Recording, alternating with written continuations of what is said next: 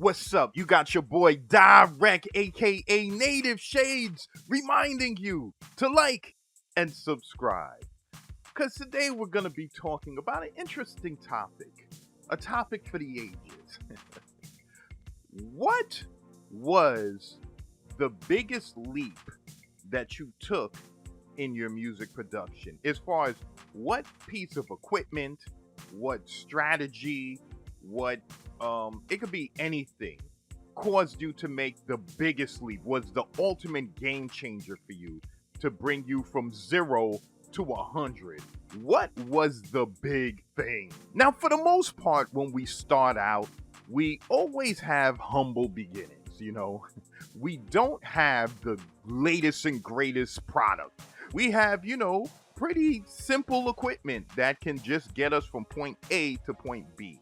But then as we go through the years, there's a period where it could be a strategy.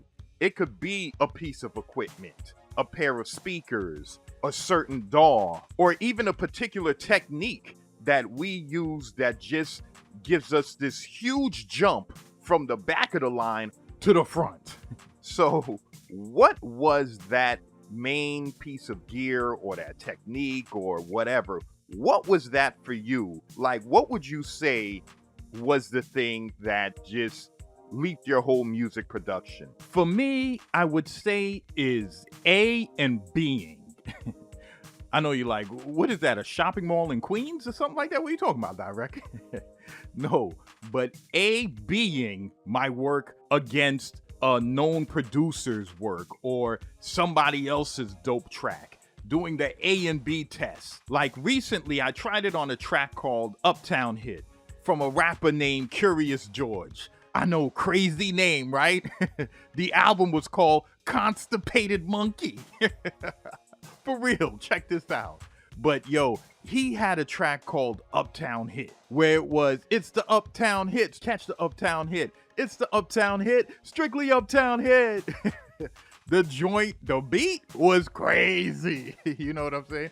So I was making a track and I was A and Bing up against that track. And sometimes you think in your head, yeah, my beat kind of sounds like that. My kick is like his kick. My snare is like their snare. I think the Beat Nuts did the track. So you're thinking, yeah, it pretty much sounds the same.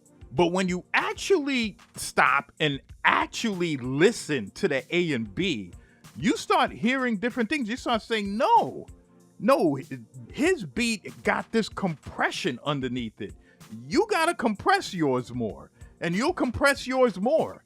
And then you'll, finish your beat. You'll be like, yeah, it sounds like, and then you're like, no, you listen again, and you're like, that kick needs more compression, to like actually stand up to theirs.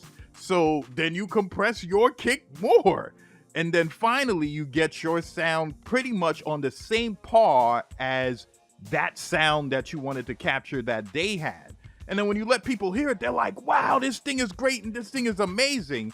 And it's because you took the time to A and B your work. And the funny thing about it is sometimes you think you got it in your head, but when you match them up, you got to like constantly match it up. Like when you put your hi-hat, A and B your hi-hat. When you put your snare, A and B your snare.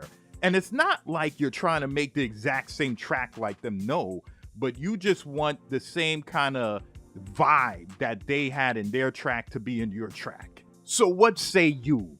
What would you say was the biggest improvement in your music production that brought you from 0 to 100? Was it a technique? Was it a piece of equipment? Was it nothing because you haven't reached there yet? Let me know in the comment section.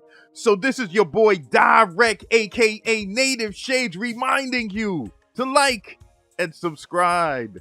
And I'm signing off.